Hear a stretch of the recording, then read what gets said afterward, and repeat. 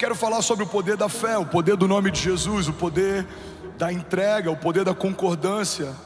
E a primeira mensagem dessa série começa hoje, que se chama o poder da oração. Fala para quem está do seu lado: a oração é poderosa.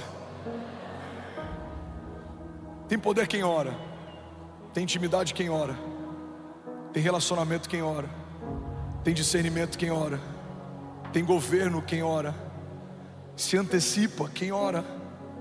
Mas muitas vezes a gente olha a intercessão como sendo o ministério de alguém e a oração como sendo algo pontual, quando na verdade todos fomos chamados a sermos intercessores. A intercessão, eu já falei sobre isso, mas eu preciso relembrar para alguém, significa alguém que está entre sessões. Então um intercessor é alguém que se move entre os céus e a terra. Então você ouve a realidade dos céus e você comunica o que ouviu para a terra. Você enxerga a realidade nos céus e você compartilha o que você viu na terra. E quando você atrai os céus para a terra, algo sobrenatural acontece. Esse é o princípio da oração. Mas eu quero falar hoje sobre algo que é muito poderoso. A gente olha para Jesus e a gente vê que Jesus, em vários momentos da sua história, orou antes e depois de um grande mover. A Bíblia diz que Jesus, ele orou antes do seu batismo, ele orou em desertos, ele orou em momentos difíceis, ele orou quando tudo ia bem. E a partir do modelo de Jesus que eu quero que a gente mergulhe na palavra de hoje. Você está comigo? Diga amém. Primeiro princípio, antes de falarmos sobre qualquer coisa, é o entendimento de que Deus sabe o que você precisa. Olha para mim, irmão. Deus sabe o que você precisa antes de você falar. Mas por que precisamos falar, pastor? Porque quando falamos com Deus o que a gente precisa, não é para comunicar algo que Ele não sabe, mas é para expor a nossa dependência ao único que pode suprir a nossa necessidade. Quando Jesus pergunta para aqueles homens enfermos, enquanto caminhava na terra, o que Ele queria que Ele fizesse, Jesus não precisava de uma informação sobre a doença que eles tinham. Todo mundo sabia que aquele cego não enxergava, ou que aquele paralítico não andava. Todo mundo sabia que aquele leproso estava longe de casa e que ele tinha lepra e precisava de um toque. Mas quando Jesus pergunta: o que queres que eu te faça? Jesus está dando àqueles homens a oportunidade de estarem expostos diante do Deus que pode todas as coisas. E é isso que está acontecendo nessa noite. Jesus está perguntando para pessoas aqui: filho, o que queres que eu te faça? Qual é a sua necessidade? Qual é a sua impossibilidade? E a partir dessa vulnerabilidade que o meu milagre começa a ser gerado. Há alguém comigo aqui? Diga amém. Salmos 37:18 diz assim: o Senhor cuida da vida dos íntegros e a herança deles permanecerá para sempre. Em tempos de adversidade não ficarão decepcionados, e em dias de fome desfrutarão de fartura. Será que alguém pode dizer glória a Deus por isso? Sabe, a oração é um momento da gente conectar céus e terra, é um momento da gente compartilhar nossas necessidades, é um momento da gente agradecer por tudo que viveu. Mas a oração faz muito mais do que suprir o que você pediu ou te dar o que você precisa. A oração te torna mais parecido com Jesus. Eu não lembro de quem é o autor, mas essa frase, ela me impactou. Eu vi um tempo atrás, ela dizia assim: cada vez que eu oro, Deus tira algo meu e coloca algo dele. A oração faz um homem sanguíneo se tornar mais paciente. A oração faz um homem que é escasso se tornar mais generoso. A oração faz com que a gente se quebrante. É impossível você permanecer inflexível na presença do Deus Todo-Poderoso. A gente é quebrantado na presença de Jesus. A gente começa a se render na presença de Jesus. A gente começa a ser vulnerável na presença de Jesus. E todas as vezes que isso acontece, algo sobrenatural acontece em seguida. Eu lembro de um vídeo que eu vi um tempo atrás, de um campo de trigo, e aquela pessoa que plantava esse trigo estava falando que para eles é muito fácil de distinguir o trigo do joio. Aos olhos naturais, para a gente é quase impossível. Eles parecem a mesma coisa, mas para quem trabalha com isso todos os dias, para eles é muito fácil. E aí o repórter perguntou para ele: como é que vocês conseguem distinguir o trigo do joio? Ele falou: é só você esperar o vento passar. Quando o vento bate, o joio ele nunca se dobra, mas o trigo se dobra com facilidade. Por que temos desafios no nosso tempo de oração? Porque muitas vezes a gente tem essa dificuldade de se expor, de se lançar, de se quebrantar, de se derramar. Mas a verdade é que todo milagre sobrenatural acontece a partir do momento em que você se entrega, se derrama. A Bíblia diz que Deus não rejeita um coração quebrantado. Então eu quero falar com você nessa noite sobre um poder que libera o sobrenatural. Eu quero falar nessa noite sobre um princípio que foi, vamos junto, lindão, vamos fluir, que foi negligenciado, que foi esquecido, que muitas vezes foi terceirizado, talvez até subjugado, não foi valorizado. Quantas vezes a gente acreditou que o ministério de oração, o ministério das irmãs do coque, ou a necessidade e a importância da oração é algo que a gente terceiriza para nossa esposa ou para nossa mãe? Quantas vezes a gente se move numa nova estação sem ter tempo com Deus, esperando que alguém ore por nós? Quantas vezes eu recebo mensagens de pessoas pedindo que eu ore por motivos que nem eles mesmos estão orando? Pastor, ora por fulano, ou ora por esse caso. Mas é muito provável que algumas dessas mensagens sejam só alguém terceirizando a importância de algo que nem elas mesmas estão suprindo.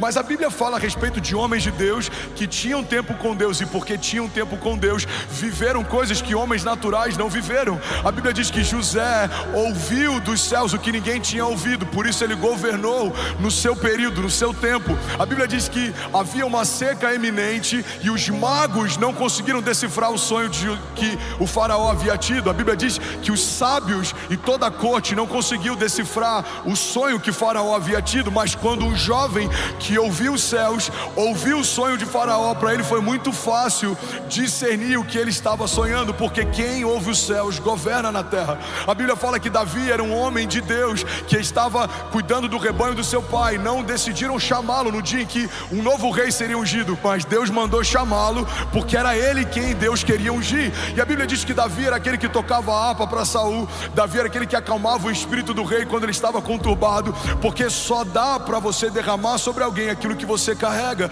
Davi carregava um pedaço do céu, e quando a boca dele se abria, o céu se manifestava onde ele estava. E não é à toa que Davi é removido de um lugar improvável e colocado no trono mais alto que um homem poderia se assentar, no trono de Israel, porque quem tem tempo com Deus governa na terra. Quem ouve os céus vive o que homens naturais não vivem. Eu estou pregando para alguém aqui nessa noite. Será que tem alguém aqui queimando por Jesus?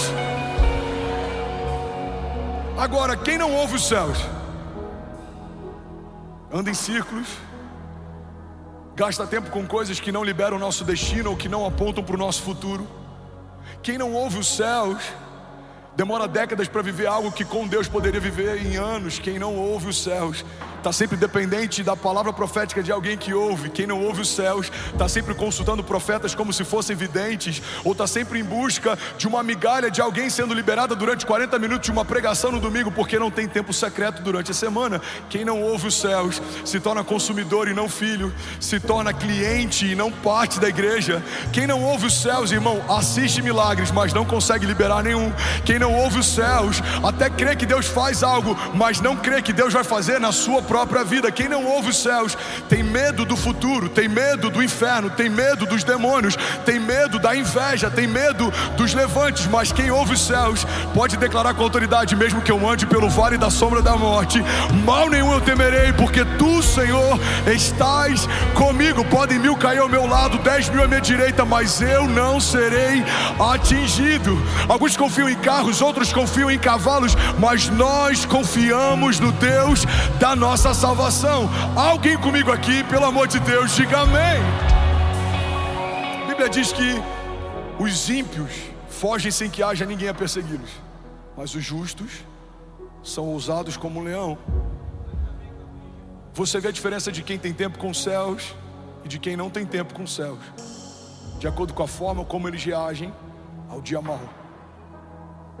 Quem não tem tempo com Deus é inconstante quando os dias são maus. Quem tem tempo com Deus, ele é inabalável, independente da circunstância. A Bíblia diz que Davi, ele está orando, jejuando para que Deus salve o seu filho, mas quando a notícia de que o seu filho havia morrido chega para o rei, ele troca as vestes, lava o rosto e recomeça. A gente vê inúmeros heróis da fé que sofreram perdas, Eles vivenciaram um luto, mas eles não pararam no seu tempo de luto. Eles recomeçaram, porque eles sabiam que o Deus que fez no passado iria fazer de novo. A gente olha para a história de Jó, perdeu seus filhos, perdeu os seus recursos, perdeu tudo que tinha, mas ele sabia que o Deus que havia dado no princípio iria restituir, e iria restituir muitas vezes mais do que tudo que foi removido. Irmão, quem tem tempo com Deus não depende da opinião de ninguém, porque carrega uma palavra que foi liberada por Deus desde a eternidade passada. Quem caminha com Deus não está refém das circunstâncias e não tem uma fé emocional. Fé não é o que se sente, fé é o que se sabe. Eu sei que o meu Redentor vive, eu sei que porque Ele vive eu posso crer no amanhã, eu sei que o meu amanhã vai ser melhor que hoje, eu sei que eu posso todas as coisas naquele que me fortalece, eu sei que o Senhor é o meu bom pastor e de nada eu terei falta, eu sei que as portas do inferno não vão prevalecer contra a igreja, eu sei que Ele é o meu refúgio, a minha fortaleza, socorro presente na hora da angústia. Por isso, independente do que me cerca, eu sei que a palavra que Deus liberou sobre mim vai acontecer. Se alguém crê nisso, diga amém. Tiago 4:8 diz: aproximem-se de Deus e Ele se aproximará de vocês. Todo tempo a Bíblia está dizendo: dá um primeiro passo que os céus vão corresponder ao seu passo. Aquele que busca encontra, aquele que bate a porta se abre. Clama a mim, responder-te-ei. Se aproxime de mim e eu me aproximarei de você. Quem sabe, irmão, o que a gente chama de silêncio de Deus, na verdade seja só a resposta para uma passividade nossa. Somos passivos até quando precisamos de um milagre. A Bíblia diz que um cego clamava: Jesus, filho de Davi, tem compaixão de mim. E a multidão cercava ele, comprimia ele, tentava calar a voz dele. Mas a Bíblia diz que quanto mais tentavam calar ele, mais alto ele gritava: Jesus, filho de Davi, tem compaixão de mim. Sabe, algumas circunstâncias vão tentar calar você, algumas vozes vão tentar parar você, algumas tribulações e tempestades vão tentar desanimar você, alguns desertos vão tentar paralisar você. Mas quanto maior é a investida do inferno contra você, mais forte tem que ser o seu clamor para aquele que pode mudar a tua história. As circunstâncias vão tentar sufocar a tua voz. O que eu faço, pastor? Grite mais alto, clame uma vez mais, persiga o teu milagre, provoque a próxima estação, porque há poder em toda palavra liberada por aquele que carrega a própria vida de Deus dentro de si. Há poder na concordância da oração, há poder na oração dos justos, há poder na unidade da igreja, há poder no nome de Jesus. E a palavra de Deus nos diz que a partir do nome de Jesus, o que ligarmos na terra será ligado nos céus, e o que desligarmos na terra será desligado nos céus. Então nessa noite, até o final dessa palavra, a gente vai fazer algo prático. Você vai se colocar de pé daqui a pouco, fechar os seus olhos e abrir a sua boca. E daqui a algumas semanas você vai testemunhar que coisas que você profetizou e clamou hoje, Deus respondeu em dias. Levante suas mãos, deixa eu profetizar sobre alguém, Henrique. Pai, eu declaro um exército se levantando de intercessores, de homens e mulheres de oração, de homens que carregam sobrenatural, de homens que carregam um sopro do céu.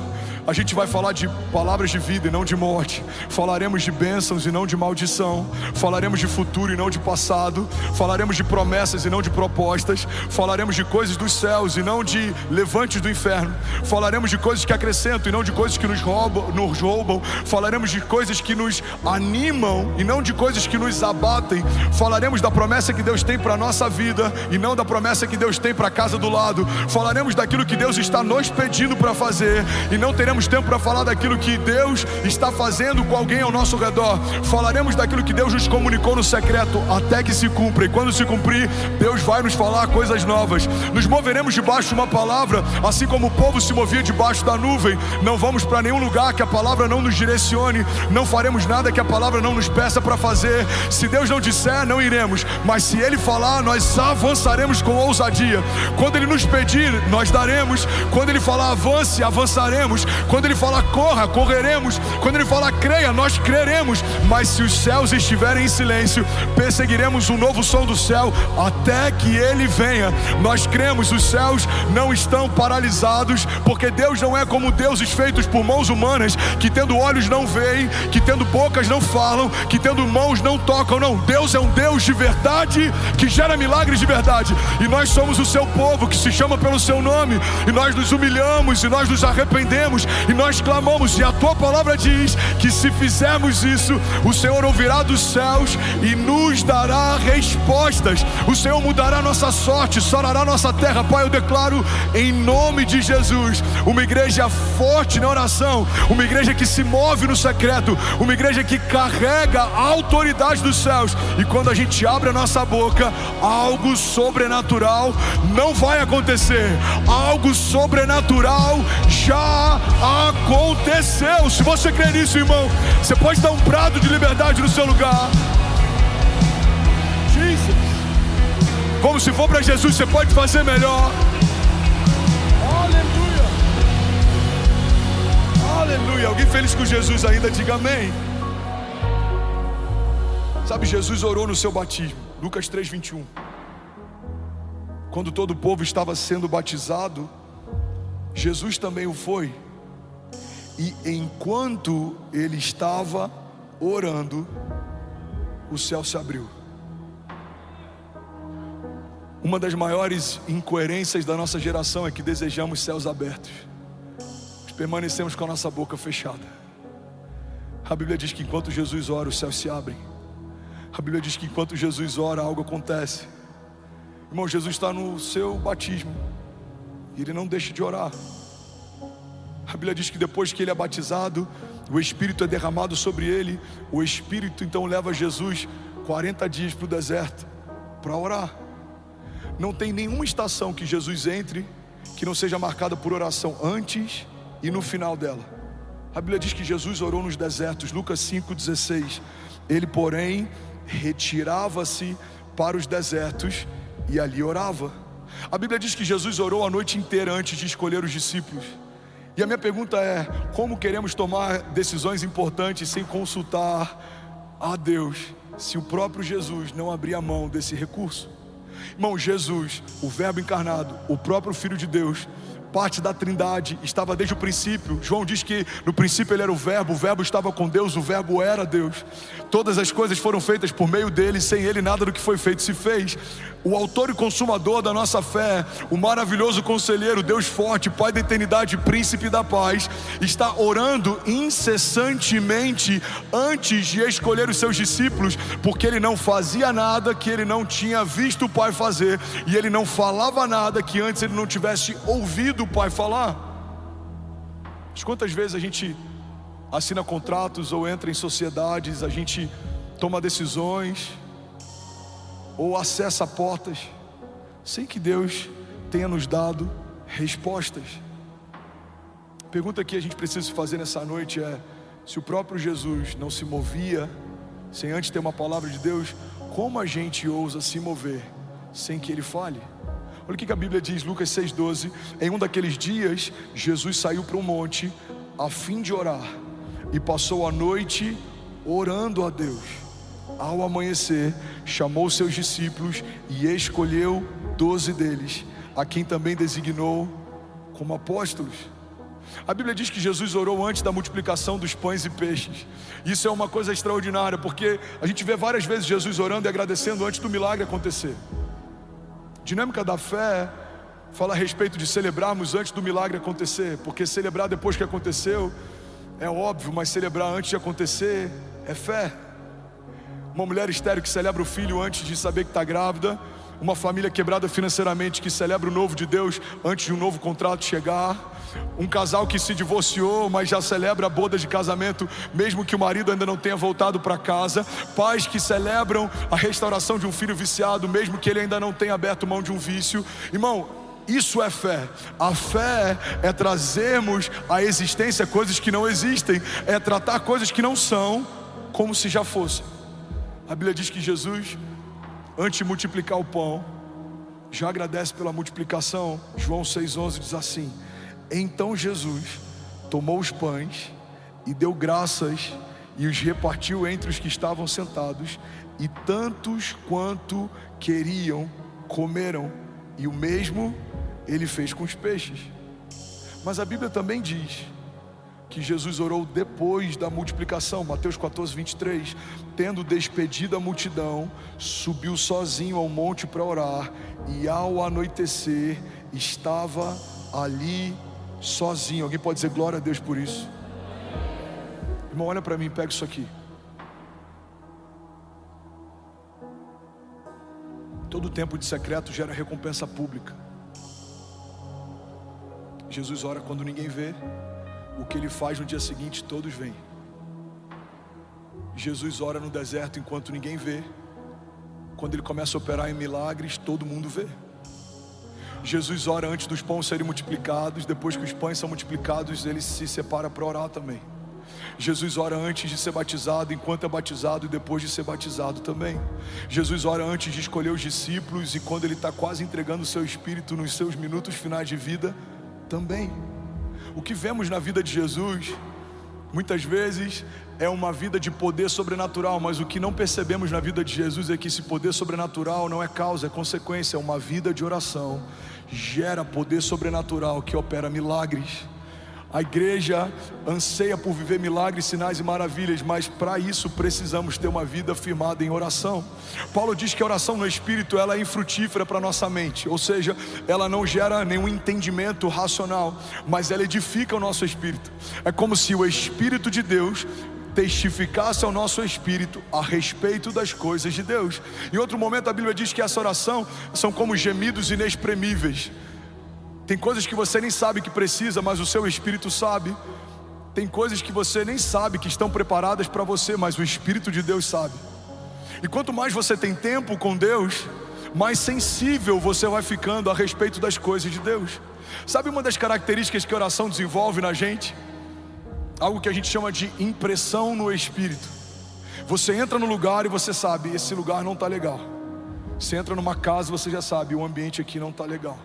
Você vai para uma reunião de negócios, você olha nos olhos de quem você teoricamente vai se tornar sócio, você sabe, cara, o olhar dele não está legal. Você entra num culto, você discerne, o ambiente não está legal. Por que você tem esse discernimento? Porque o seu espírito ouve do Espírito de Deus a respeito das coisas de Deus. É um desperdício, irmão, se tornar filho de Deus, mas não acessar os recursos do reino do seu Pai. Ele vai te dizer o que é para fazer, quando é para fazer. Ele vai te dar a palavra de sabedoria na hora certa.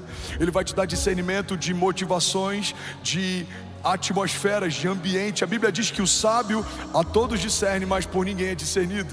A Bíblia diz que o sábio discerne tempos e estações. Ele faz a coisa certa no tempo certo. Mas tudo isso é gerado num ambiente em que ninguém vê. Sabe, não são as nossas lives de oração, é a nossa oração no secreto.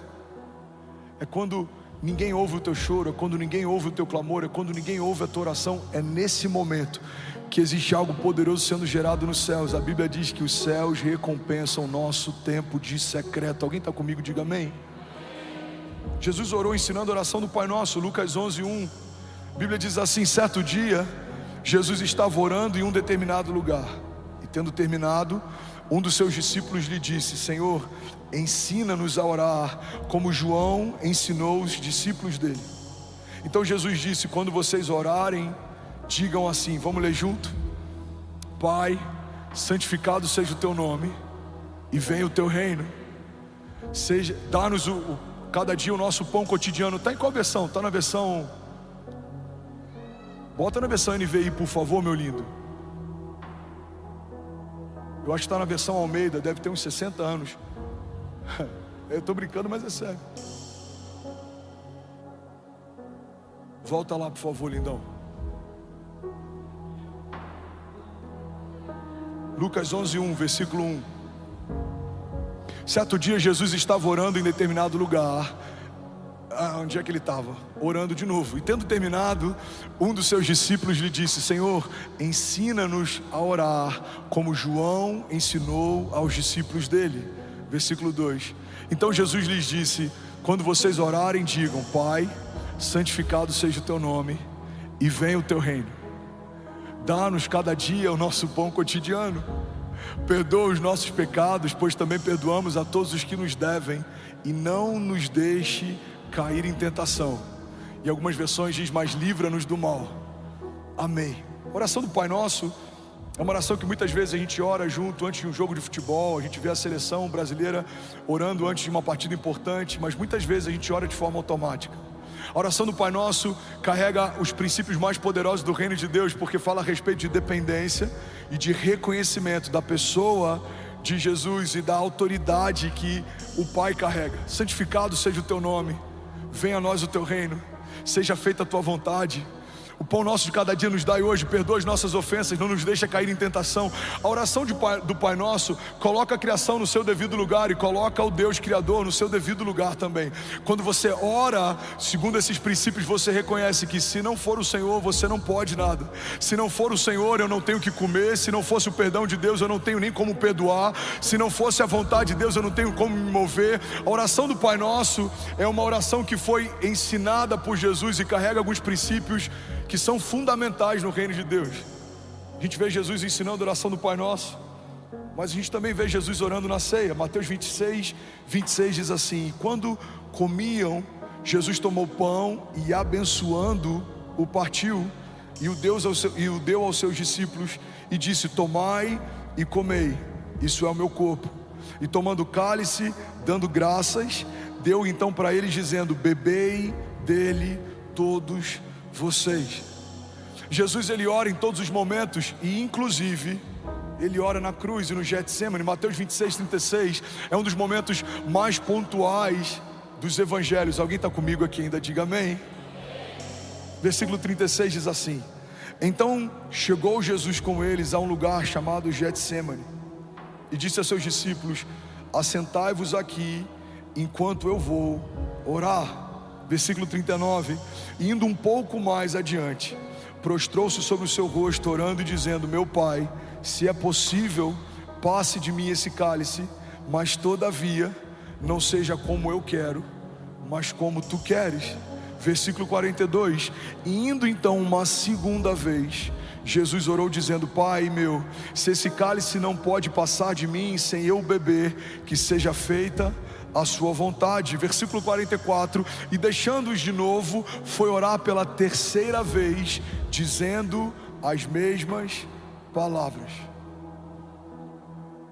Uma oração de Jesus no Getsemane é um dos momentos mais angustiantes dos evangelhos, porque é um momento em que a gente vê Jesus tão vulnerável a ponto de transpirar sangue.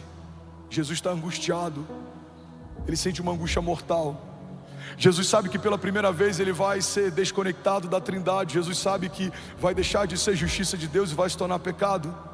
Pela primeira vez, o Filho não vai ser mais um com o Pai e com o Espírito Santo. A Bíblia diz que aquele que não cometeu pecado se fez pecado por nós, para que nós fôssemos feitos justiça de Deus. Mas no momento de angústia, o que Jesus faz não é correr ou fugir. O que Jesus faz é orar. Jesus ora antes da multiplicação. Jesus ora antes de se entregar como um pão partido por nós. Jesus ora antes de escolher os discípulos. Jesus ora pelos discípulos antes de enviá-los. Jesus ora antes de ser batizado. Jesus ora assim que foi batizado. Igreja de Jesus, olha para mim, guarda isso com todo carinho. Precisamos orar em tempo e fora de tempo, se quisermos viver a plenitude do que Deus nos prometeu. Você não vai sustentar as promessas da sua casa se não carregar vida de oração. Você não vai conseguir liberar o destino dos seus filhos se você não tiver encharcado da vida de Deus, porque tem poder quem ora. Muita oração, muito poder; pouca oração, pouco poder. A gente ouve isso há muito tempo na igreja, mas precisamos entender que isso é uma realidade. Quando vemos tantas manifestações acontecendo, tantas curas, tantos sinais, tantas maravilhas, Deus abrindo portas, um mover sobrenatural, precisamos entender que isso é uma resposta pública a pessoas que gastam tempo no secreto. Quanto mais profunda é a sua vida de oração, mais extraordinário vão ser os seus testemunhos. E eu não sei qual é a tua expectativa para 2024, mas a minha oração é para que ainda esse ano a gente possa viver o maior romper da nossa história. A gente possa colher coisas que a gente não colheu, a gente possa viver milagres que a gente não viveu. Mas para isso, irmão, não tem expectativa que sustente um milagre sobrenatural se não for a partir de uma vida de oração. Você está comigo? Diga amém. Os voluntários estão comigo, diga amém. Os pastores apaixonados estão comigo, diga amém. Por que tanta resistência nesse culto? Porque esse entendimento muda a vida de uma igreja. Porque tanto silêncio nesse culto? Porque queremos o fruto de uma vida de oração de alguém, mas nem sempre queremos ouvir sobre a necessidade de orarmos mais. Essa pregação para a nossa geração corre o risco de se tornar até entediante. Muitos querem ouvir sobre avivamento, poucos querem entender como os avivamentos começam. A Bíblia fala que Elias orava e algo acontecia. A Bíblia fala que Josué, a Bíblia fala de homens de Deus, Moisés, Davi, José, Pedro, Paulo. Todos esses homens foram marcados por Deus no secreto. Lemos sobre as suas recompensas públicas. Não conseguimos ter ideia do quanto eles geraram em oração aquilo que viveram enquanto todos viam. Igreja, olha para mim, o que vamos viver como igreja, o que você vai viver como casa, não se compara com aquilo que você viveu até aqui. A Bíblia diz que olhos não viram, ouvidos não ouviram e nem penetrou no coração do homem aquilo que Deus tem preparado para aqueles que creem. Mas nesse mesmo texto diz: mas Deus já o revelou por meio do seu Espírito. Algumas pessoas me perguntam: pastor, você imaginava viver o que você está vivendo? Não, há 10 anos atrás não, mas há 2 anos sim. Eu vi aquilo que vivemos hoje quando isso era impossível. Se você me perguntar: André, você imagina que aquilo que a gente vai viver daqui a 10 anos como vai ser? Não, daqui a 10 anos não, mas os próximos 2 Deus já me revelou. A gente não vai andar no escuro tateando, tentando encontrar um caminho, não. Enquanto você caminha, mesmo que os seus olhos não veem, Deus está dizendo o que Ele preparou para aqueles que creem. E os seus olhos não viram, os seus ouvidos não ouviram, não penetrou no teu coração, mas Ele já revelou por meio do Espírito. E esse é o testemunho dos filhos de Deus. A Bíblia diz que o testemunho dos filhos de Deus é que os filhos de Deus caminham pelo Espírito de Deus. Você não vai andar desenganado, você não vai ficar tentando. Irmão, um homem de Deus não tem tempo para ficar tentando. Você não vai tentar. Pastor, eu estou namorando com uma pessoa, eu vou tentar para ver se dá certo. Pastor, eu estou vendo um negócio, eu vou tentar para ver se funciona. Não, irmão, você não tem tempo para tentar. Você vai acessar o maravilhoso conselheiro e ele vai te dar um conselho de sabedoria, e você vai se mover com assertividade, e algo sobrenatural vai acontecer. E você não vai depender de conselho de homens. Talvez alguns homens vão te dizer: não faça, mas se Deus disse, vai. Porque é melhor ter uma palavra de Deus do que um bom plano. É melhor ter uma direção de Deus do que bons conselhos. A Bíblia diz que existe sabedoria na multidão de conselhos, mas não há sabedoria nos conselhos da multidão. A multidão falaria para Noé: não construa. A multidão falaria para Davi: não enfrente esse gigante. A multidão falaria para Jesus: corra, os soldados estão vindo para te prender. A multidão falaria para Abraão: não sai da sua terra e da sua zona de conforto. A multidão falaria para Daniel: é só você se prostrar e não precisa enfrentar leões. A multidão teria dito para Sadraque, Mesaque e Abidnego: o que custa você se render a um outro Deus, se Deus no fundo sabe que você o adora de verdade? A multidão teria talvez antecipado o ministério de Jesus. Maria tentou fazer isso. A multidão teria talvez abortado o projeto da redenção. Pedro tentou fazer isso. Pedro fala: Senhor, de maneira alguma a gente vai permitir que o Senhor seja entregue. Ele fala: aparta-te de mim, Satanás. Um homem que ouve os céus não se move por conselhos que fazem sentido, mas se move por promessas que foram feitas pela boca de Deus. Você está comigo? Diga amém. Eu quero falar sobre algumas dinâmicas de oração. A gente tem 5 minutos. Alguém consegue ouvir mais 5 minutos dessa mensagem? Diga amém. Somos 13.400 famílias online, mais de 13 nações conectadas. Você pode celebrar quem está com a gente online. Glória a Deus. Primeira dinâmica da oração é que existe uma relação entre oração e o tempo. Fala comigo: oração e o tempo. Eclesiastes 3 diz que há um tempo e uma ocasião determinada para cada propósito debaixo do céu. O fato de Deus não responder a sua oração no tempo em que você espera que Ele responda não significa que Ele não tenha respondido. Talvez a sua resposta só não tenha chegado. A Bíblia diz que Daniel está orando, dias depois chega a sua resposta. Olha para mim e pega isso aqui. Então o anjo se apresenta para Daniel e fala: Daniel, desde o dia em que você orou, o Senhor enviou resposta, mas eu fui resistido pelo príncipe da Pérsia nas regiões celestiais.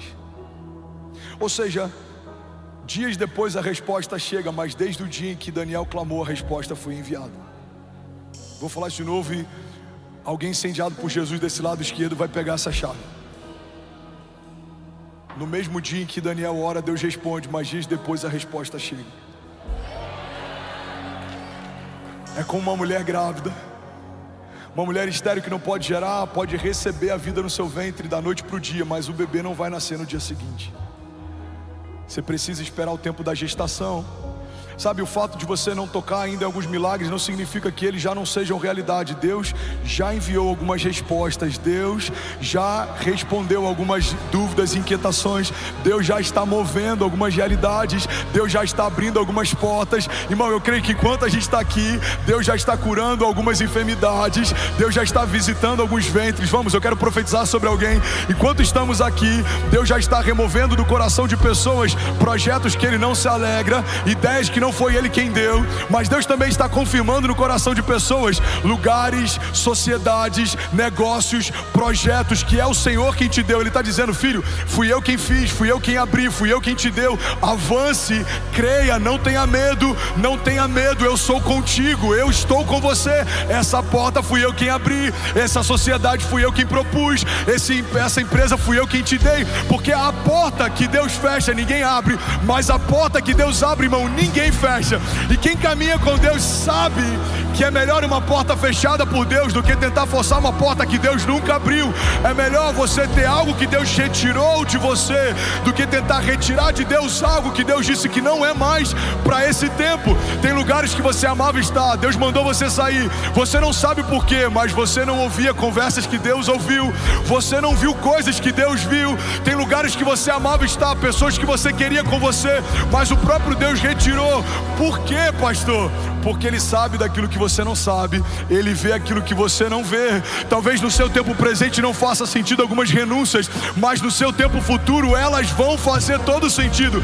Tem estações, irmão, que Deus nos pede coisas que parece que agora tudo está desmoronando. Deus remove bases de segurança, Deus remove pessoas, conexões, alianças, mas a verdade é que quem caminha com Deus, mesmo em momentos que parece que tudo está desmoronando, na verdade no seu destino profético está tudo se encaixando. José foi vendido, mas a venda dos seus irmãos deixou ele mais perto do seu destino profético. Irmão, Davi foi esquecido, mas quando o profeta manda chamar, naquele dia a unção liberou seu destino profético. A gente vê muitos homens de Deus que por algum momento eles foram empurrados por uma tribulação ou tempestade, mas aquela tempestade foi o passaporte para o cumprimento de um destino profético. O que seria de José se não fosse a venda dos seus irmãos? O que seria Davi se não fosse a perseguição de Saul?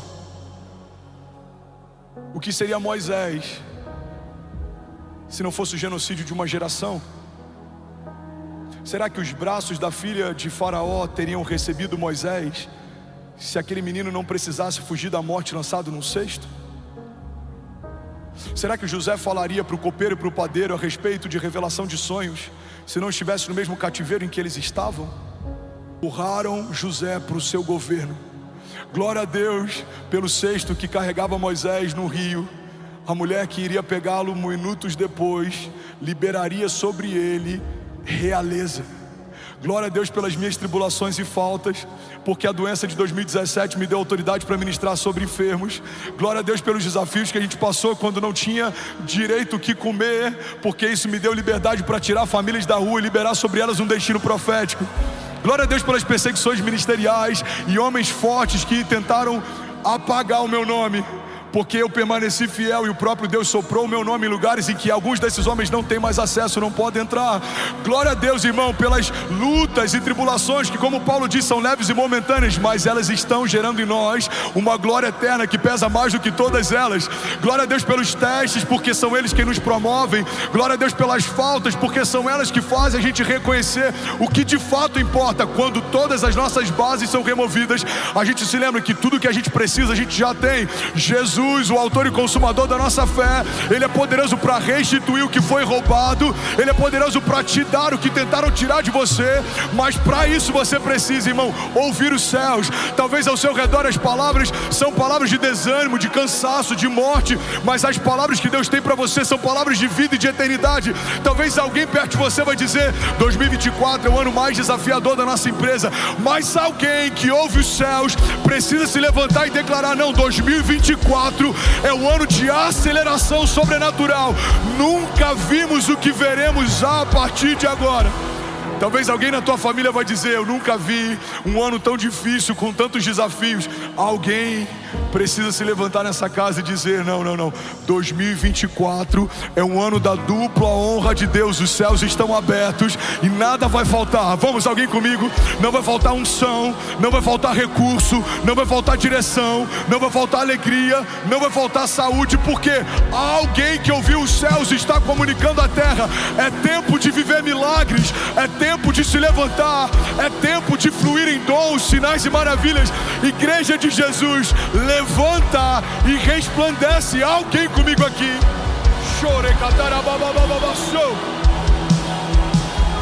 Aleluia, aleluia. Vamos, se for para Jesus, você pode fazer melhor. Aleluia.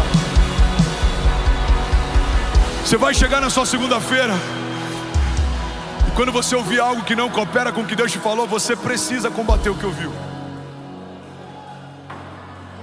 Irmão, eu acho que a gente vai precisar fechar. Por quê? As contas não estão fechando. Deixa eu ver. Deus te deu uma palavra? Deu. Então faça sonhos maiores do que você tinha antes da crise.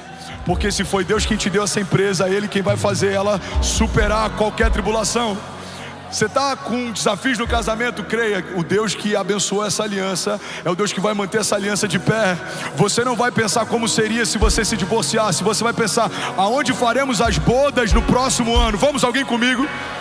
Se alguma mulher aqui não consegue gerar, coloca a mão sobre o seu ventre. Você não vai ficar pensando: como seria bom se eu tivesse um filho. Não, você vai pensar: qual o nome que ele vai ter quando o Senhor me der. Irmão, a fé é uma dinâmica de antecipação. Tratar as coisas que não são como se já fossem. Alguém comigo aqui? Diga amém. Levante suas mãos, declare com autoridade. Diga: Pai, eu creio que há poder no nome de Jesus. Diga: eu creio que há poder em toda palavra que sai da boca de Deus a meu respeito. Diga: e a despeito do que o inferno está dizendo, eu carrego uma palavra de Deus. Diga: o Senhor não é homem para que minta, nem filho do homem para que se arrependa. Se Deus disse que vai acontecer, eu sei, no céu já aconteceu. Você pode dar um brado de liberdade no seu lugar. Vamos, será que alguém pode fazer barulho? Aleluia! Aleluia! Aleluia! Alguém feliz com Jesus ainda? Dinâmica adoração, ela tem que levar você para um lugar em que você vai ser incompreendido. Olha para mim e permanece de pé. A gente vai finalizar aqui. Vocês são incríveis. Se as suas orações fossem escutadas, ouvidas, se eu pegasse o seu tempo de secreto e colocasse no microfone aqui, será que alguém acharia loucura ou suas orações estão normais demais? Porque algumas das minhas orações gerariam em você crise. Será que o pastor está bem? Eu acho que ele está empolgado demais. Porque foi assim que trataram algumas palavras e projetos que eu apresentei para a igreja 2 anos atrás. Coisas que se ouviam nos bastidores: o menino está empolgado, ele é novo, isso é normal. Coisas que se ouvem 2 anos depois: ele deve ter visto algo que a gente não viu, porque está acontecendo tudo que ele falou. Mas assim vai ser sobre a sua casa. Recebe isso, assim vai ser sobre os seus filhos. Você vai ver coisas nos seus filhos que ninguém está vendo. Você vai liberar isso sobre eles. Mas um dia, todos os olhos vão ver aquilo que Deus já revelou no Espírito. Você pode ter um filho dislexo, talvez com TDAH, qualquer problema de assimilação, de conexão. Você vai ouvir de Deus quem Ele é e você vai profetizar sobre Ele quem Ele é. Você é cabeça e não cauda. Você é filho de Deus. Você vai viver algo glorioso. O seu destino é extraordinário. Você vai tocar nações. Você vai ser grande entre os homens. Você vai aconselhar príncipes. Alguns vão olhar e falar, mas não faz sentido. Deus não te chamou para profetizar o que faz sentido. Deus te chamou para profetizar o que olhos não viram, ouvidos não ouviram, não penetrou no coração do homem. Alguém comigo aqui, diga amém. Quantas vezes a gente gasta tempo falando que todo mundo está vendo? O que todo mundo está vendo é óbvio, mas o que Deus vê? É sobre isso que precisamos falar. Como falaremos se não ouvimos? Eu preciso falar o que Deus fala. O que é fé? Fé é falar o que Deus fala, pensar como Deus pensa e ver o que Deus está vendo. A Bíblia diz, no ano em que morreu o rei Uzias, eu vi o Senhor assentado no alto e sublime trono. E haviam serafins que estavam em torno do seu trono dizendo, santo, santo, santo é o Senhor dos exércitos, e toda a terra está cheia da sua glória. Mas a Bíblia diz que assim que o profeta foi levado à sala do trono, a primeira coisa que ele teve foi angústia, medo. Ele fala, Senhor, ai de mim que sou impuro e habito em meio a um povo de impuros lábios. Então um anjo pega uma brasa viva no altar e toca os lábios dele, e ele vive esse momento que é único. Mas nesse dia algo acontece. A palavra de Deus revela para nós um contraste entre aqueles que caminham na terra e olham para cima, e aqueles que caminham nos céus e olham para baixo. Um homem de Deus que caminha na terra e olha para cima tem medo quando vê a santidade de Deus. Ele acha que está tudo perdido, ele é um homem puro, e o povo em que ele caminha é um povo de impuros lábios. Mas a Bíblia diz que os anjos de Deus, quando olham dos céus para a terra, eles veem que toda a terra está cheia da glória de Deus. Se você olhar Alphaville da terra para os céus, o que a gente vai ver aqui é status, futilidade, comparação, competição, vendedores de sonhos. Mas se a gente olhar Alphaville dos céus para a terra, o que os céus veem? Eu vejo uma onda de avivamento. Eu vejo um celeiro para nações. Eu vejo um lugar que vai ser chamado de casa de oração, refúgio, porto seguro. Eu vejo uma casa de esperança. Eu vejo uma casa de destino. Se você olhasse para a minha casa em 2017, da terra olhando para os céus, o que você ia ver? Senhor, salva o André. O coração dele está parando, a válvula mitral dele está muito mal, o nível da endocardite dele aguda está muito alto, o coração está tomado. Dava para ver de olho nu no exame do transesofágico, na câmera do transesofágico, dava para ver a quantidade de aglomeração de bactérias. Meu coração estava verde. Mas e dos céus para a terra? O que os céus veem? Esse milagre vai ser testemunhado em nações. Milhares e milhares e milhares ouvirão o que eu fiz. Esse milagre vai desencadear uma onda de milagres de cura. Alguns vão dizer, o Brasil está vivendo um tempo difícil. Se a gente olhar para algumas instituições que cuidam da parte do judiciário, econômico, político, existe uma divisão, o Brasil está polarizado. Mas se olharmos o Brasil dos céus para a terra, o que os céus veem? Nação do avivamento, o lugar de onde vem o último sopro de Deus,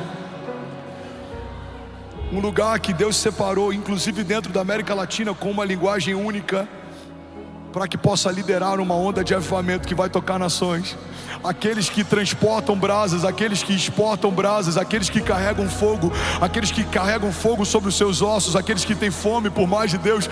Irmão, o que você precisa fazer a partir do seu tempo de oração é parar de chamar as coisas como elas são e você começar a profetizar como elas serão. Você vai começar a trazer o futuro para o seu presente, o seu futuro vai se tornar real. Você vai começar a trazer promessas para o seu presente e as suas promessas vão se tornar reais. E aí, tudo bom? Você acabou de assistir uma mensagem aqui do nosso canal. Eu tenho certeza que ela te edificou e que ela vai gerar algo novo em você. E a gente separou mais 2 vídeos, eu quero deixar essas indicações aqui para você continuar queimando com Jesus. E eu quero muito te fazer um pedido também. Se essa mensagem te edificou, comenta aqui embaixo, segue o canal, me ajuda a compartilhar para que mais pessoas sejam tocadas também. Deus te abençoe. Plenitude ela é uma resposta à maturidade. E é sobre isso que eu quero pregar hoje, sobre a beleza da maturidade. Talvez seja desencorajador esse tema. Uau, vai falar sobre maturidade. Eu queria ouvir sua promessa sobre fé, sobre ativação, sobre gigante. Mas uma das coisas interessantes da maturidade é que a gente passa a valorizar menos alguns desses itens, a gente passa a valorizar mais princípios, fundamentos, porque todos eles nos dão acesso a vencer tudo isso. Vou falar de novo, alguém vai pegar isso. Tem estações que a gente quer se mover pela força e aprende a ser forte. Tem estações que a gente quer se mover pelo dom e a gente aprende a fluir com mais unção. Mas a maturidade faz a gente entender que tudo isso é passageiro.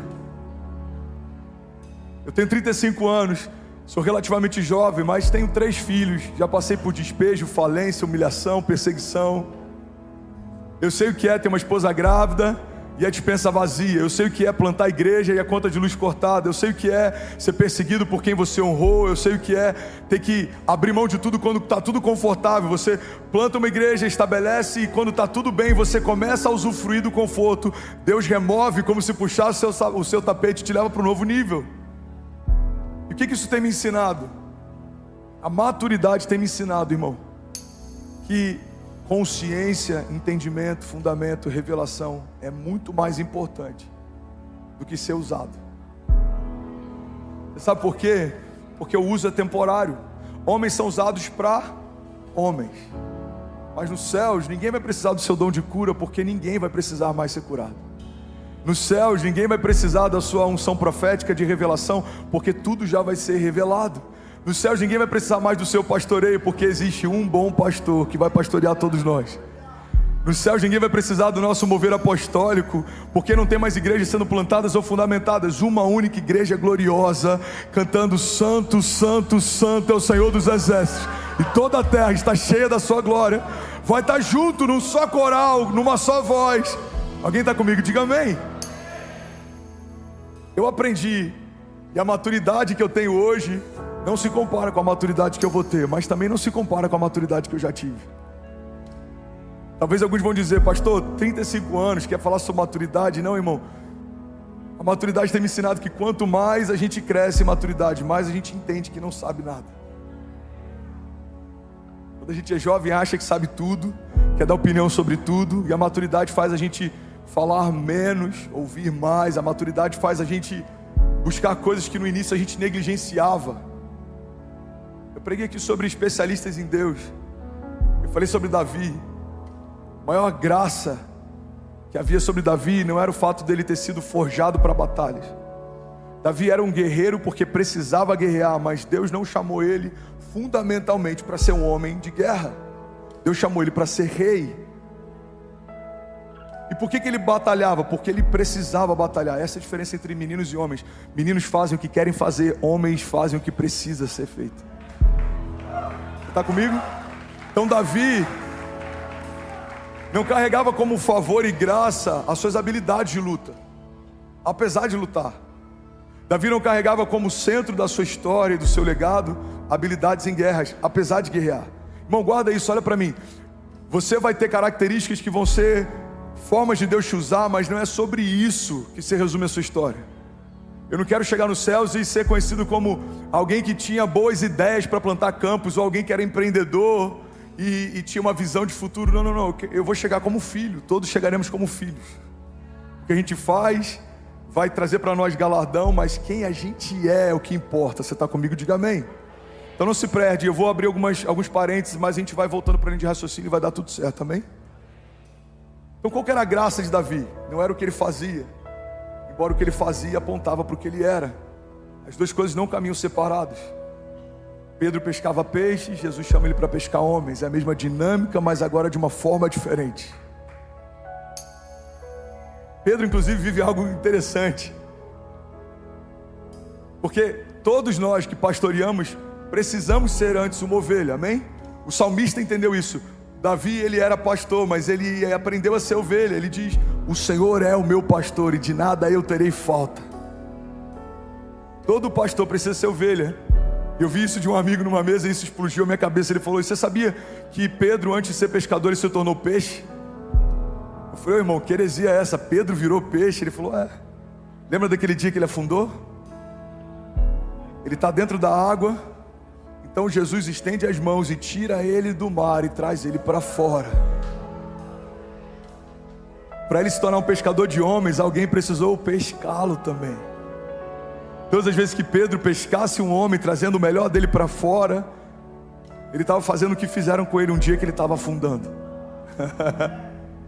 Então qual que era a graça de Davi? A graça de Davi é que Davi se tornou um especialista em Deus. Quantas vezes eu já preguei, inclusive, a partir desse entendimento, de que as ursas e os leões fizeram Davi se tornar preparado para aquela batalha. Irmão, isso é muito pouco em relação ao que aconteceu naquele dia. Isso é entender que o José Aldo também poderia ter derrubado aquele gigante, ou o Anderson Silva poderia ter derrubado aquele gigante. Para pensar. Muitas vezes, sem perceber, a gente pega a história de Davi e acha que o mais glorioso que aconteceu naquele dia é o fato dele ter sido preparado para um grande dia, em que as habilidades de luta dele fizeram ele vencer. Irmão, se a gente entende assim, a gente tira a glória de Deus da história. Pastor, então por que a Bíblia diz que ele foi preparado com ursas e leões para aquele dia? Não é sobre vencer lutas, ele foi ensinado e ele aprendeu a confiar em Deus. Por que ele cresceu enfrentando ursas e leões? Porque ele confiou em Deus para vencer uma ursa, ele confiou em Deus para vencer um leão, ele confiou em Deus para vencer o gigante. Davi não se tornou um lutador extraordinário necessariamente. A glória do legado de Davi é que ele se tornou um especialista em Deus. Eu lembro do que Deus fez no passado, eu sei que Deus vai fazer hoje. Eu lembro do Deus que me livrou no passado, eu sei que Deus vai me livrar hoje. Alguém está comigo? Diga amém. Você quer um exemplo claro disso? Saul. Se a habilidade de vencer fosse a característica principal do ministério de Davi, ele teria matado Saul. E a gente diria, olha, ele matou ursas, leões, gigantes e Saul. Faz sentido? Foi um novo nível de perseguição. Quando pastoreava, animais perseguiam o rebanho. Uau, isso é muito forte, irmão, pega isso. Quando ele pastoreava, o nível de perseguição eram animais perseguindo o rebanho. Quando ele vai para uma escala maior, uma patente maior, agora são gigantes perseguindo o exército do Deus vivo. Mas e quando ele recebe a unção de rei? Agora são reis perseguindo ele.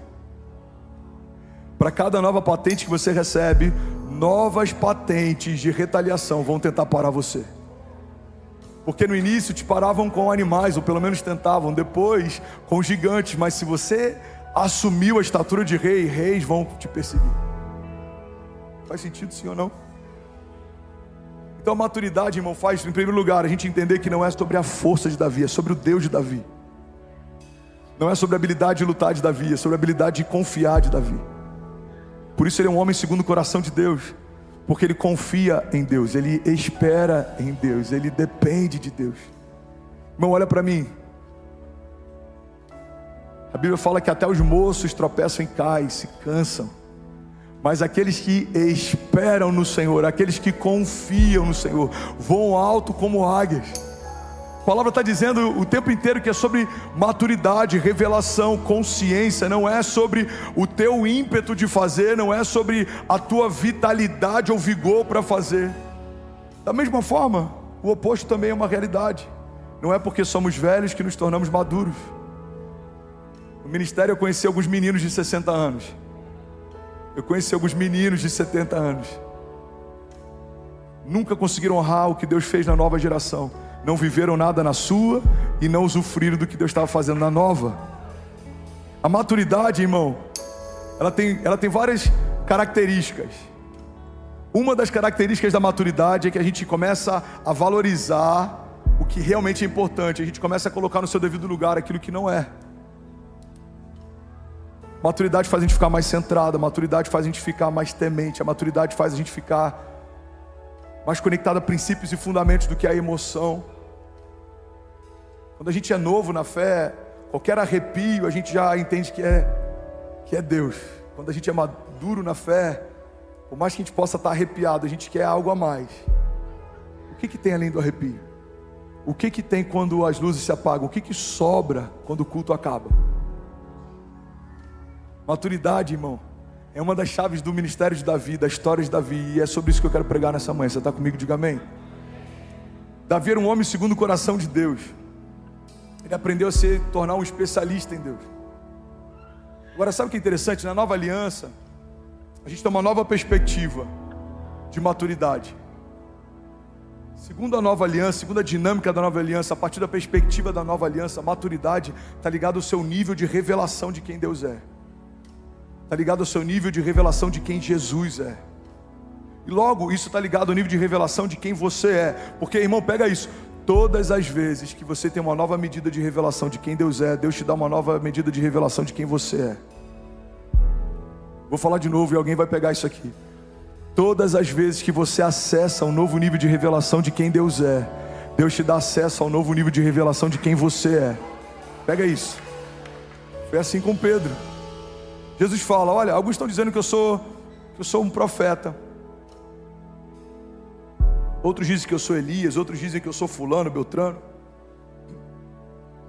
Mas vocês, quem vocês dizem que eu sou? Aí Pedro tem uma revelação gloriosa, ele fala, você é o Filho de Deus, você é o Cordeiro de Deus que tira o pecado do mundo, você é o Messias. Jesus olha para ele e fala, Pedro, essa revelação não foi nem carne nem sangue que te deu, mas o próprio Espírito de Deus. E a partir dessa revelação, eu vou edificar minha igreja.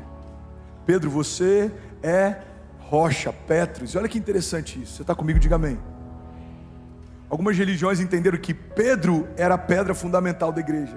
E por isso, começaram a tratar ele como o primeiro papa, pai da igreja. Mas no original, o que Jesus está dizendo é que ele é um fragmento de rocha, não é a própria rocha. A rocha é Jesus, mas nós somos fragmentos dessa rocha. E sabe o que é interessante? Se você pegar um geólogo, alguém que entende de rocha, o que não é o meu caso, você vai confirmar algo que eu vou liberar sobre você aqui hoje. Você pega uma rocha e você pega um pequeno fragmento dela e você vai estudar, você vai perceber que esse pequeno fragmento de rocha contém as mesmas características da rocha em que foi removida. O que Jesus está dizendo é o seguinte, Pedro, você teve uma revelação e a partir dessa revelação eu edificarei a minha igreja. Que revelação é essa? De que eu sou o Cordeiro de Deus que tira o pecado do mundo. E por conta da revelação que Pedro tem, Jesus dá para ele uma revelação sobre quem Pedro é. Você é um fragmento dessa rocha. Você carrega as características que eu tenho. Você é parte de quem eu sou. Irmão, guarda isso. Todas as vezes que homens tiveram uma nova medida de revelação de quem Deus é, receberam de Deus uma nova medida de revelação de quem são. Por isso que a Bíblia fala, olha, a gente precisa conhecer e prosseguir em conhecer a Deus. Porque quanto mais eu conheço a Deus, mais eu conheço sobre mim. Quanto mais eu conheço a respeito de quem Deus é, mais eu tenho paz em saber como Deus age. Você lembra daquele episódio da tempestade? Alguém está recebendo algo de Deus aqui? Eu estou feliz em pregar aqui hoje. Aquele episódio da tempestade, a Bíblia diz que Jesus se levanta e ele exorta. Ele dá uma palavra, ele fala, mar, acalma-te, vento, aquieta-te. E o mar obedece, o vento obedece. Então os discípulos perguntam entre si, quem é esse que até o vento e o mar lhe obedecem? A gente acha extraordinário o que Jesus fez, mas tão extraordinário quanto é o que Jesus sabia para fazer o que fez. Jesus sabia que aquela tempestade não era uma obra do Pai, por isso ele repreende. Ele fala, tempestade, cessa, vento, cala-te, mar, acalma-te. Irmão, pega isso. Jesus jamais repreenderia algo que o próprio Pai fez. Logo, Jesus sabia o que não era do Pai, e por isso ele sabia o que era do Pai. Irmão, olha para mim, tem muita gente abraçando propostas, achando que são promessas. Tem muita gente celebrando filhos da precipitação, achando que são filhos da promessa. Deus te promete algo, você tenta dar um jeitinho, você faz algo parecido. Qual que é o problema? Aquilo que parece com o que Deus te prometeu, não é o que Deus te prometeu. A porta que parece com a porta que Deus prometeu, não é a porta que Deus prometeu. Pastor, como que eu vou saber? Com maturidade. Conhecer e prosseguir em conhecer. Quanto mais eu conheço, mais eu sei quando é a voz dele e quando não é, o que ele faz e o que ele não faz, quando é Deus me chamando e quando não é Deus me chamando, quando é Deus abrindo e quando não é Deus abrindo, quando é uma proposta e quando é uma promessa. Você está comigo? Diga amém. Então Jesus, ele sabia o que era de Deus, logo ele rejeitava o que não era de Deus. Irmão, tão importante quanto a gente perseguir as coisas de Deus é a gente discernir o que não é de Deus. Tem muita gente cansada porque forçou portas achando que estava sendo resiliente e só estava sendo insistente. Uma pessoa uma vez me perguntou: pastor, você fala tanto sobre perseverança, sobre fé, sobre resiliência, como que eu vou saber quando eu estou sendo resiliente, quando eu estou sendo persistente? É simples. Pergunta é: você tem uma palavra para fazer o que faz? Porque se Deus te deu uma palavra, o fato de você não desistir é porque você é resiliente. Mas se você não tem uma palavra, o fato de você estar insistindo nisso é porque você é insistente. Maturidade está ligado a sabermos quem Deus é, e isso dá acesso a sabermos quem nós somos. Irmão, olha para mim, uma das coisas mais perigosas da nossa geração é essa ferramenta, essa ideia, essa estratégia a respeito de pegarmos referências e modelarmos elas. Pastor, isso está errado? Depende. Depende do quanto você faz, depende do quanto você deixou de ser para que alguém pudesse ser dentro de você. Depende do quanto é só inspiração ou você está se tornando alguém que você não é. Por quê, irmão? Porque olha para mim, porque existe um princípio fundamental. Deus não unge quem você finge ser, Deus unge quem você é. Pega essa chave. Deus não unge personagens, Deus unge pessoas. Na geração da comparação, a gente está se despindo de quem a gente é para tentar abraçar alguém que a gente acha incrível. Mas o problema fundamental disso é que Deus não vai ungir o personagem que eu me tornei. Deus está esperando eu voltar a ser quem Ele me chamou para ser. É isso que o novo nascimento faz. Deixamos para trás as coisas velhas. Ou seja, nós nos despimos de quem a gente se tornou, para a gente poder ser vestido de quem Deus sempre quis que a gente fosse. E para que aí então a gente possa ser revestido de quem Deus é. Cara, isso é muito forte. Pega isso aqui. O que é uma nova natureza? A palavra diz: para a gente não se conformar com os padrões desse mundo. Ou seja, existe uma forma. Então não vos conformeis, não se adaptem a esse formato, mas antes sejam transformados, ou seja, uma nova forma, pela renovação do vosso entendimento, para que possam experimentar qual é a boa, agradável e perfeita vontade de Deus. Deus não usa nada que foi usado, irmão. Olha para mim. Deus não usa nada que já foi usado. Pastor, então não tem como você pregar, não tem como Paulo pregar, não tem como Pedro pregar. Não. Deus não usa nada que foi usado, porque antes de usar, Ele quebra e faz de novo. O Pedro que cura com a sombra não é o Pedro que é convidado no primeiro dia que encontra Jesus. Ele nasceu de novo, ele foi revestido de poder em Atos, ele recebeu uma nova porção do Espírito. O Paulo, que começa a pregar, fundamentar, plantar igrejas, escreveu a maior parte do Novo Testamento, teve as maiores revelações da Nova Aliança. Não é o mesmo Saulo que foi encontrado por Jesus no caminho de Damasco. Ele era um perseguidor até aquele encontro, perdeu a visão durante o encontro, se tornou Paulo, o apóstolo, depois do encontro. Saulo, por que me persegues? Saulo, por que me persegues? O Pedro que prega e milhares se convertem, o Pedro que caminha e centenas são salvos, é o Pedro que também ouviu de Jesus: tu me amas, então apacenta minhas ovelhas. Você percebe que o Pedro não era mais o mesmo, o Saulo não era mais o mesmo, Mateus não era mais o mesmo, o André não era mais o mesmo, você não é mais o mesmo. Amém? E para alguns eu falo com muito temor como seu pastor, ou pelo menos deveria ser. Conversão, eu vou usar uma analogia bem tosca, é como um carro que você coloca GNV, se movia por um combustível, não se move mais. A conversão de natureza faz com que você agora use combustíveis diferentes, porque você se tornou algo diferente. O que te movia não te move mais, o que te preenchia não te preenche mais, o que te iludia não te ilude mais. Porque a Bíblia diz, porque se Cristo nos libertou, verdadeiramente nós somos livres. A palavra fala que Jesus fez de todo o inferno um espetáculo público, triunfando sobre eles na cruz. E a Bíblia fala que ele despojou poderes e autoridades. Quando você vai para o significado de despojar, significa remover uma autoridade que havia sido dada. Deus entrega para a criação a autoridade. Quando o homem peca, entrega para o pecado e para a morte a autoridade. Quando Jesus se entrega, ele toma de volta e nos confia novamente a autoridade. A autoridade que foi dada no jardim foi perdida, foi restaurada na cruz. E é por isso que maturidade nos dá acesso a milagres, a romper, a promessas. Por quê, irmão? Eu lembro que eu preguei a minha primeira mensagem em Orlando, se chamava Back to the Future. Se você ainda não ouviu, ouça, vai edificar alguém aqui. E eu falo sobre a resposta para o nosso futuro, ela está na nossa essência, na nossa gênese, no nosso início, no princípio. Muita gente quer entender sobre o que vai viver na próxima estação, mas talvez ainda não entendeu o que aconteceu no jardim. Olha para mim, pega isso.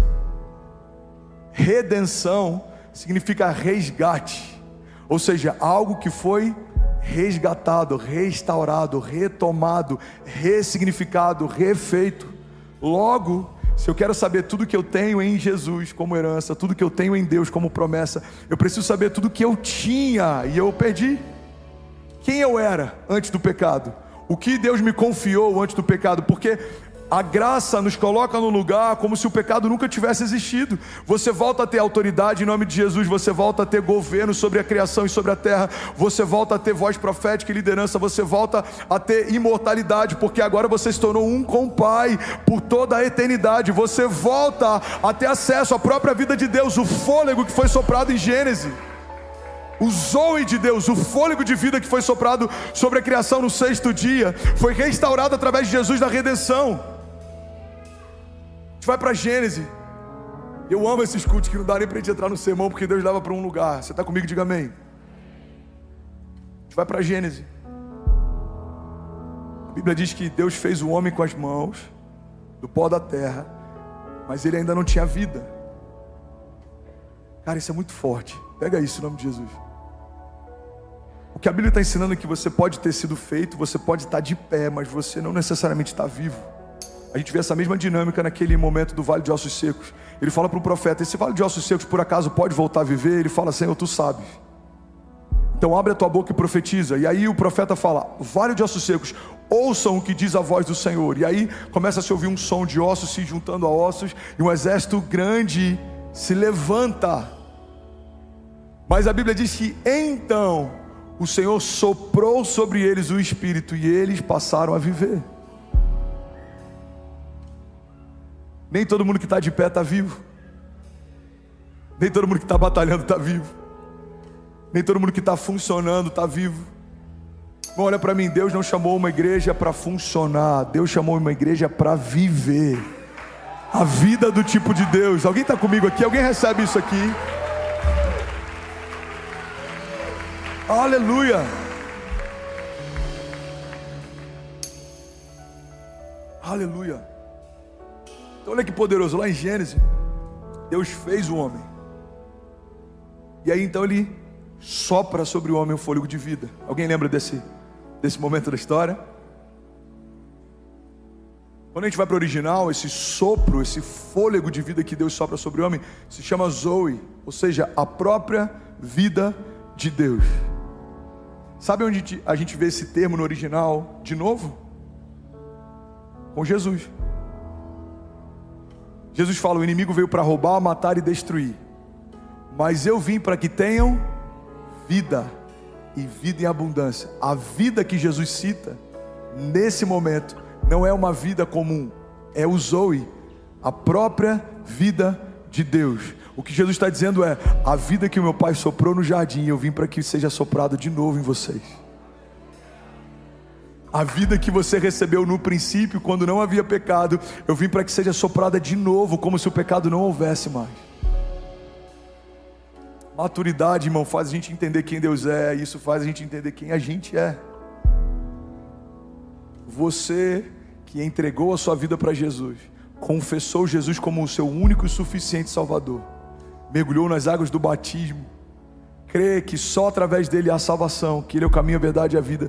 Você se tornou um com o Pai, você se tornou filho, não mais escravo, mas agora filho de Deus. Você carrega uma porção de Deus, você carrega unção de Deus, você carrega promessas de Deus, e você precisa caminhar à altura disso, porque não faz sentido um herdeiro de tudo que vive como um miserável. Não faz sentido um herdeiro de tudo que vive dependendo de favor de homens. Não faz sentido alguém que foi chamado para governar, que vive sempre dependendo do próximo passo do governo. Irmão, nós precisamos ressignificar o que somos em Deus. Somos quem Deus diz que somos, temos o que Deus diz que temos, viveremos o que Deus diz que viveremos, faremos o que Deus diz que faremos. Alguém recebe isso em nome de Jesus? Se for para Jesus, você pode celebrar melhor. Aleluia! Aleluia! Aleluia! Aleluia! Eu vou finalizar, o louvor pode ficar pronto. Eu estou terminando na hora as pregações. Alguém recebeu algo de Deus nessa manhã? Se quiser fazer dobradinha, eu acho que tem um pouco mais daqui a pouco. Gálatas 4:1. Gálatas 4:1. Paulo escreve uma carta, uma epístola aos Gálatas. Ele fala sobre um princípio, que é o que eu acabei de fundamentar aqui. Na nova aliança, revelação está ligado à maturidade. Ou seja, a partir da nova aliança, um homem maduro não é alguém que viveu muitas coisas, é alguém que sabe quem Deus é.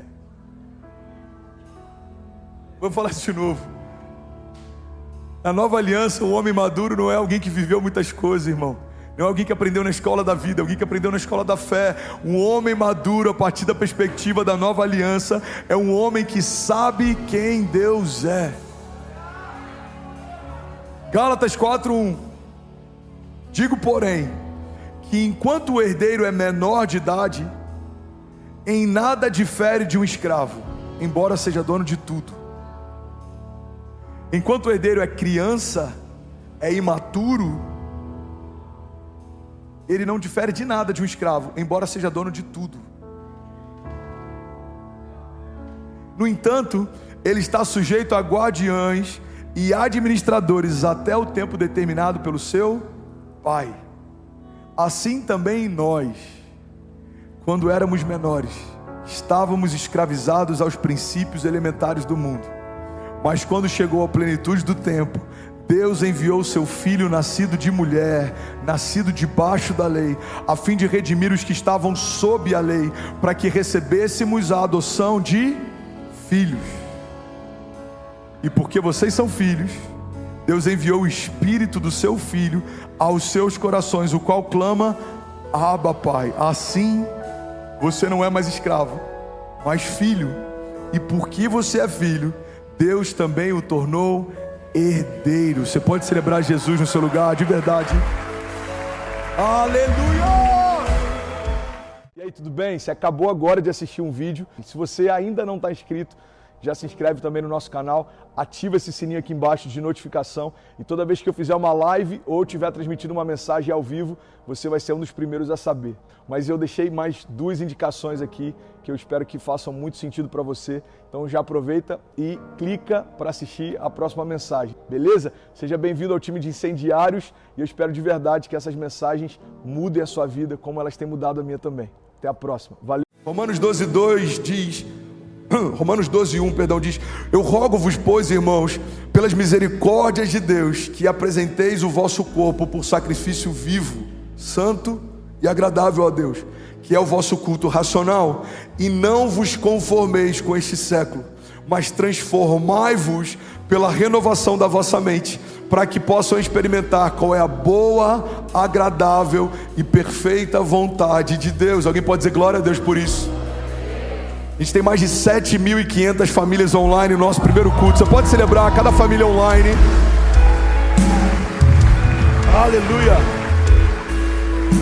Então, irmão, pega isso. Um coração alinhado governa as emoções. Fala comigo, diga: um coração alinhado Governa as emoções. Eu estava almoçando com alguns jovens que a gente tem gerado como futuros líderes e pastores da nossa igreja essa semana. E eles começaram a me perguntar como foi o meu processo de discipulado. E eu falei, meu processo de discipulado foi igual ao do mestre Miyagi. O meu sogro, ele usava algumas técnicas que não eram muito convencionais, mas elas deram certo. Aí eles falaram, me dá um exemplo de uma, pastor. Eu falei, eu era extremamente explosivo. Se alguém me interrompesse uma vez, eu respirava fundo, mas se ele me interrompesse a segunda vez, podia ser quem fosse, o assunto que fosse, o ambiente que fosse, eu não voltava a falar. Eu era impaciente, porque ao longo da minha construção de mundo, eu aprendi que um homem, ele era impulsivo, ele era explosivo, ele era sanguíneo. Eu brinco até que eu não era sanguíneo, como diz o Luiz Hermínio, né? Eu era hemorrágico pingando. Mas o meu sogro é o oposto disso. Ele é calmo, ele é manso, ele é leve. E aí ele começou a me interromper quando eu namorava a Kezinha. E eu não falava por nada, eu não voltava a falar por nada. E ele olhava para a Kezinha e falava assim, ele é nervoso, né, filha? E eu pensava, esse cara é maluco. Ele me provocou e agora ele quer dizer que eu sou nervoso. E eu ficava revoltado dentro de mim pensando sobre ele. Aí eu lembro que ele ficava repetindo as mesmas coisas. Às vezes, por horas, ele repetia a mesma frase. Eu lembro de uma vez que eu estava no banco do carona com a Kezinha, no banco de trás, eu olhei e falei, eu acho que seu pai é maluco, ele tem algum problema. Ela falou, não, ele só está testando você. E aí um dia, eu tive um insight, eu tive um entendimento, aquele dia foi um descortinar para mim, aquele dia mudou uma coisa na minha vida. Porque eu entendi que, enquanto eu não controlasse as minhas emoções, é como se eu fosse um carrinho de controle remoto, mas o controle está na mão de quem quiser pegar. Enquanto eu não governasse as minhas emoções, qualquer pessoa me governava. Enquanto eu não tivesse controle sobre as minhas emoções, qualquer pessoa tinha. Isso começou a me incomodar, isso começou a gerar vergonha em mim. Eu falei, eu preciso dominar a mim mesmo. Eu comecei a estudar o que a Bíblia diz sobre isso. E aí eu fui apresentado ao fruto do Espírito. O que é o fruto do Espírito? O fruto do Espírito é o domínio próprio, é a mansidão, é a bondade, a longanimidade, a temperança. O domínio próprio é quando você começa a governar a si mesmo, e a partir disso você começa a governar as coisas ao seu redor. Coração saudável, coração alinhado, ele desenvolve a arte de governar as circunstâncias. As coisas vão mal, seu coração está em paz. Por quê? Porque eu sei que o meu Redentor vive. As pessoas tentam tirar a tua paz, você não abre mão dela. Por quê? Porque a paz que eu recebi de Deus eu não dou para ninguém. Ninguém vai roubar a minha paz, ninguém vai roubar o que Deus me deu. Fala com autoridade, diga, um coração alinhado governa as emoções. Você está comigo? Diga amém. Filipenses 4:7 diz, e a paz de Deus, que excede todo entendimento, guardará os seus corações e as suas mentes em Cristo Jesus. Vamos ler isso como uma declaração para a nossa vida. Levante suas mãos. Jesus, eu sinto palavra revelada fluindo aqui. Alguém está comigo? Diga amém. Então quando a gente lê guardará o vosso, a gente vai declarar guardará o meu, ok? Levante suas mãos, vamos ler isso junto. E a paz de Deus, que excede todo entendimento, guardará o meu coração e a minha mente em Cristo Jesus. Vamos ler isso junto, não precisa esperar eu declarar não, vamos declarar isso junto. Vamos lá, 1, 2, e a paz de Deus, que excede o meu entendimento, todo entendimento, guardará o meu coração e a minha mente em Cristo Jesus. Vamos lá mais uma vez. E a paz de Deus, que excede todo entendimento, guardará o meu coração e a minha mente em Cristo Jesus. Você pode dizer glória a Deus por isso? Será que alguém pode dar um brado de liberdade aqui nessa manhã? Aleluia! Aleluia! Aleluia! Coração alinhado governa as emoções. Pessoas vão tentar te humilhar. Você sabe como Deus te chama, não te importa como os outros te chamam. Pessoas vão tentar te diminuir. Você sabe como Deus te vê, não importa como outros te veem. Pessoas vão tentar te parar. Você sabe o que Deus tem a seu respeito. Não importa o que outros pensam a seu respeito. Irmão, todo homem que desenvolve a arte de governar as suas emoções se torna resiliente, forte e constante. Muitas vezes a gente está inconstante na nossa jornada de fé porque a gente não consegue governar o nosso próprio coração. Como governaremos as circunstâncias ao nosso redor? A gente vê isso na pessoa de Jesus. Ele dorme em meio a uma tempestade. Eu falei sobre isso semana passada, mas pode ser novo para alguém. Alguém está comigo aqui? Diga amém. Os discípulos dizem: quem é esse que até o vento e o mar lhe obedecem? Eles ficam assustados com o fato da autoridade de Jesus acalmar a tempestade, mas nenhum deles disse: quem é esse que consegue dormir enquanto o mar está revolto? Deus falou comigo algum tempo atrás sobre essa passagem. Eu queria compartilhar com você essa revelação. A gente é tão impactado pelo poder que manifesta milagres e novas realidades, mas muitas vezes a gente subestima o governo de um coração alinhado. Olhamos para ele e falamos: quem é esse que cessa a tempestade? Mas eu creio que em dias como hoje, os dias que a gente está vivendo de ansiedade, depressão, pânico, a gente precisa celebrar uma outra característica incrível de Jesus. Sim, é incrível o fato dele governar as tempestades, mas é tão incrível quanto, ou até mais incrível, o fato dele conseguir dormir a despeito delas. Eu vou ser até ousado em dizer que só cessa a tempestade quem consegue dormir em meio a elas, porque a paz que ela é expressa a partir de Jesus é uma paz que antes governava Jesus, era centrada em Jesus. Guarda isso, irmão. A paz que ele libera e cessa as ondas era a paz que governava o seu interior. A vida que ele liberava sobre quem estava doente era a vida que estava no seu interior. A Bíblia diz que o mesmo poder que ressuscitou Jesus Cristo dos mortos habita em nós. A gente precisa entender que o que habita em nós é o que define o que nos cerca. Existe paz em nós, existe paz ao nosso redor, independente das circunstâncias. Existe vida em nós, vai haver uma manifestação de vida ao nosso redor, independente das circunstâncias. Existe luz de Deus em nós, a luz que dissipa as trevas vai começar a mudar as realidades ao nosso redor, independente das circunstâncias. Porque quem sabe como está o seu coração tem autoridade para liberar realidades ao seu redor. Alguém está comigo? Diga amém. Eu quero compartilhar 3 chaves. E se alguma delas fizer sentido, anota e medita ao longo da tua semana. Primeira chave sobre o coração alinhado é que emoções bem resolvidas governam as circunstâncias. Emoções bem resolvidas governam as circunstâncias. Todo líder forte consegue manter o seu coração em paz, mesmo em meio a uma batalha. Todo líder ousado consegue manter a sua visão, independente dos ruídos. Por quê? Porque tem autoridade para governar as circunstâncias quem tem um coração alinhado. Declara com autoridade, diga: emoções bem resolvidas governam as circunstâncias. Segunda chave que eu quero compartilhar é que Deus está mais interessado em como está o nosso interior do que como estão as coisas ao nosso redor. Deus está mais interessado em como está o teu coração do que como está a geografia ao teu redor. E muitas vezes a gente se move pela geografia e a gente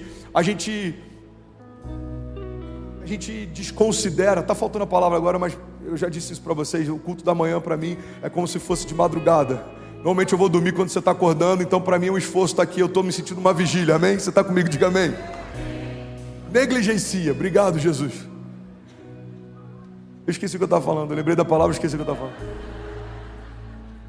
falando. Obrigado, irmão. Está mais atento que a diretora do Carisma. Glória a Deus por isso. Deus está mais interessado em como está o nosso interior do que as coisas ao nosso redor. Por quê?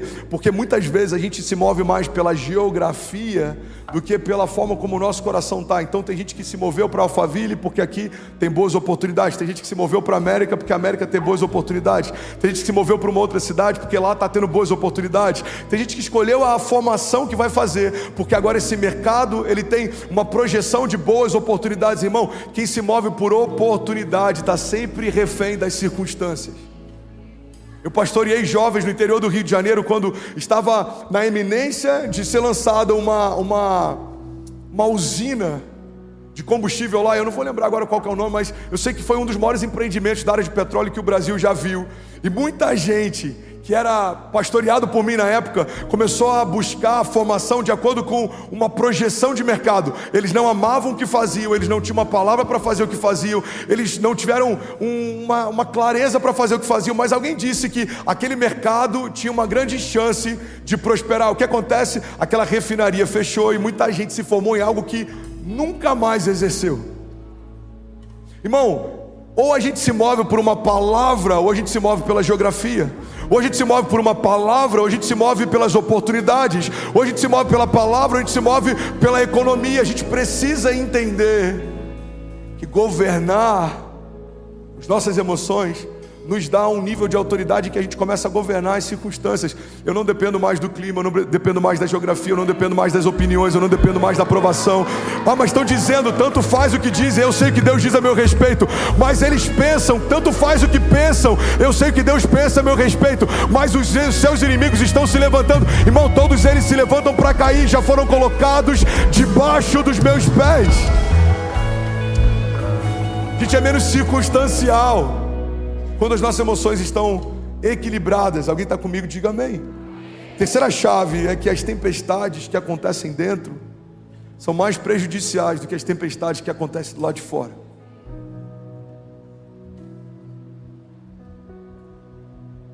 As tempestades dentro de mim são muito mais decisivas do que as tempestades ao meu redor. Você já deve ter ouvido isso em algum lugar, pode ser novo para quase ninguém aqui, mas vai fazer sentido para você.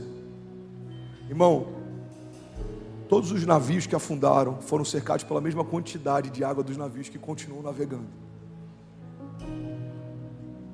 O que mudou? O que definiu o destino deles? Não é a quantidade de água que cercava, é a quantidade de água que entrou. O mundo está em caos, sempre esteve. O mundo jaz no maligno, sempre esteve.